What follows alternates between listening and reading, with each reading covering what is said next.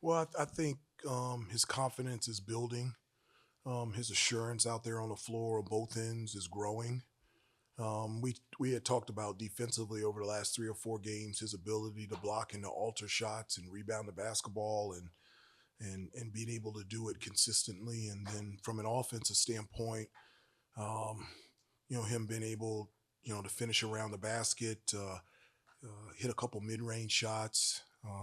I wanted him to hit that three at the top of the key, but he stepped up and made some free throws, and it's his first career double double. What a time for that to happen here on the road! And another reason that I'm happy is all of them are, but I'm just in particular speaking about Jay Wash. Like he's waited his turn, and he has such a burning desire to please his teammates, please his coaches.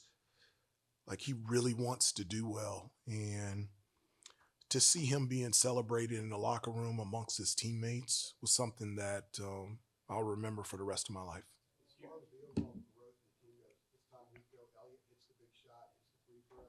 Today, Jay Wash gets the dunk and the block. How big is that? Some different guys are now stepping up in those moments, and you guys weren't closing some of these out before.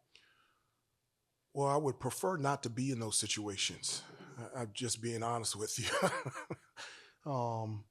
But it is nice to see different people step up on both ends of the floor for us in late game situations. And um, that's been a real key for us, whether it's, Jay Wash today made the game winning basket and the game winning stop. And so you talked about Elliott and Ian in the second half was spectacular offensively.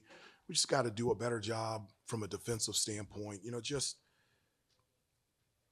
they shot 60% from the field in the second half. We gave them 16 offensive rebounds. That's just not sustainable, and we can't live on that. And so the growth for us is to put two halves together defensively and rebounding.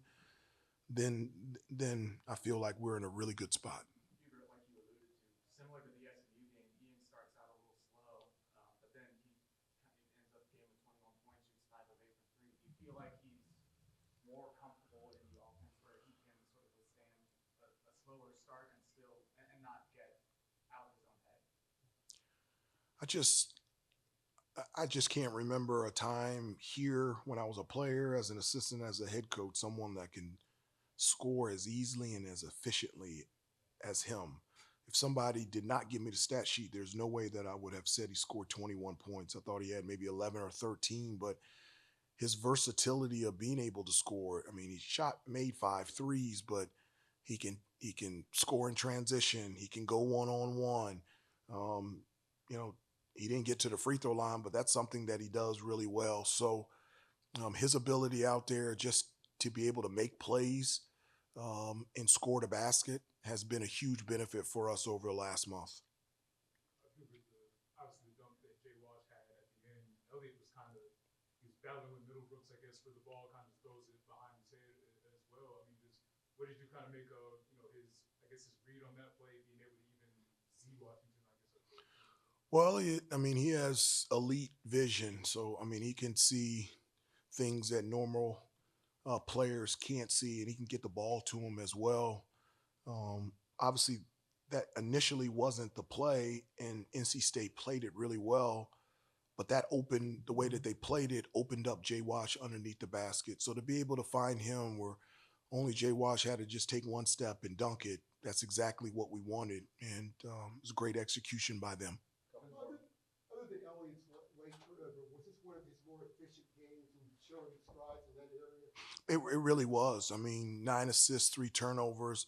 I think he had back to back turnovers latter part of the second half. And that's when I took him out. It was a pass to Jay Wash, and then it was another pass. And um, he has as I said before, he has a gift where he can pass like, you know, differently than normal people. And I think at times he's so confident that he can get the ball to where he wants to.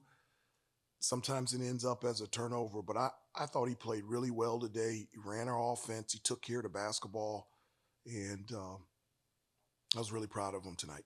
Coach Davis, you mentioned you don't want to be in a late game situation like that, but what does it say about the maturity come in a hostile environment like this and win a one possession game? Well, I do think, the schedule that we played in non-conference has helped us. I mean, a lot of people don't even include in the preseason, we went to Memphis. Then we played a true road game at Hawaii. I mean, how many games have we played? 16, 17 games? 9 away from home, 10.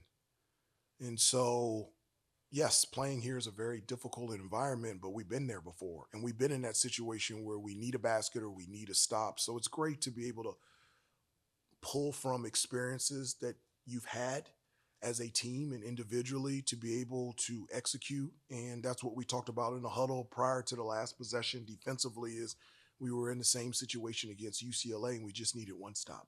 No Cade Tyre or James today. Is this the rotation getting a little bit tighter now that you're getting close to mid-January? No, not at all. Not at all. For us to be the best team that we need to become,